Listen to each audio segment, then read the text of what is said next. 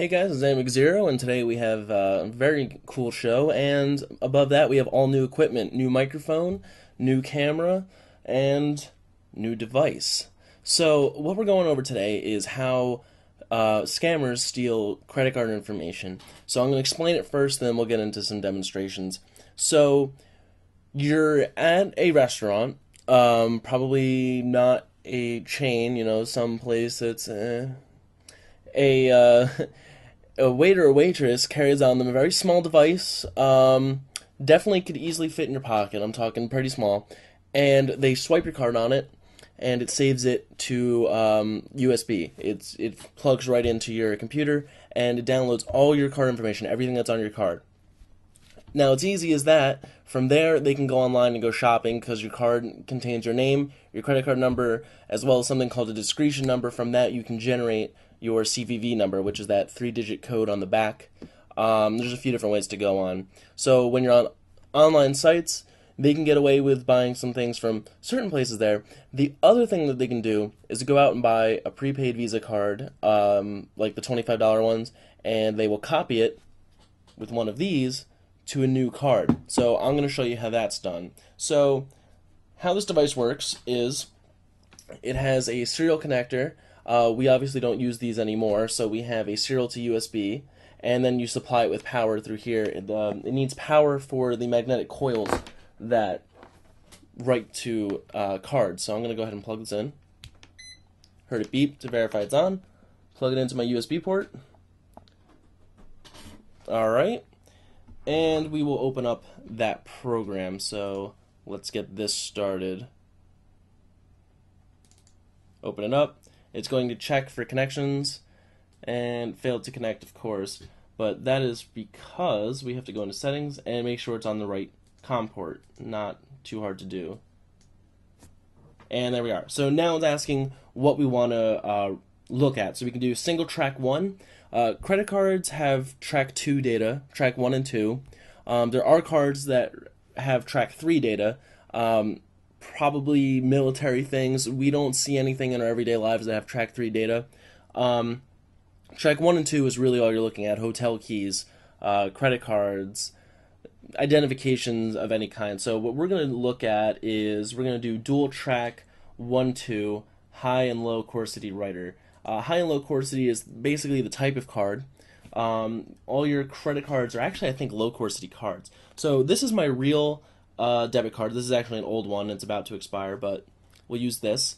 And yes, I am going to blur everything. So as you can see here, all we're going to do is go to click read, and it'll ask us to swipe our card. Failed once. That happens quite often. There we go. So here's what we're looking at. And yes, I'm going to blur everything. The B stands for, it's just like an identification code. It's what starts off. It's always going to be like that. The next digits signify your debit or credit card number. You get another separator. You have your last name first, then your first name, another separator, and your discretion code, which is, again, a secret number that you only see on your card. It's a way of preventing duplicates, preventing fakes. The reason you have things like discretion code numbers is because anyone can write down your credit card number, and people used to do that.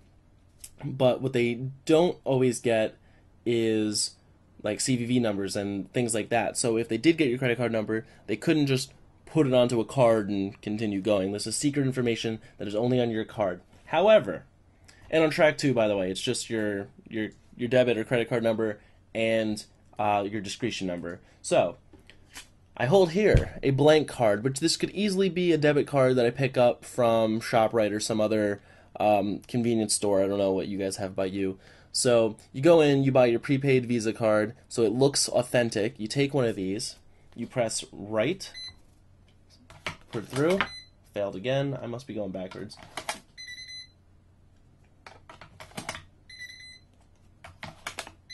Ah, there we go. Okay. So that's because I was going the wrong direction.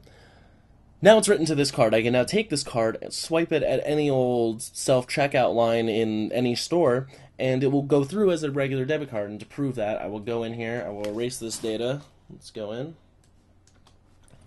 Press read. forget how I did this so I get in the right direction this time. There we go. And there's our data. So I will now blank out this card, which is pretty easy to do. Just put in 0 and 0. Right.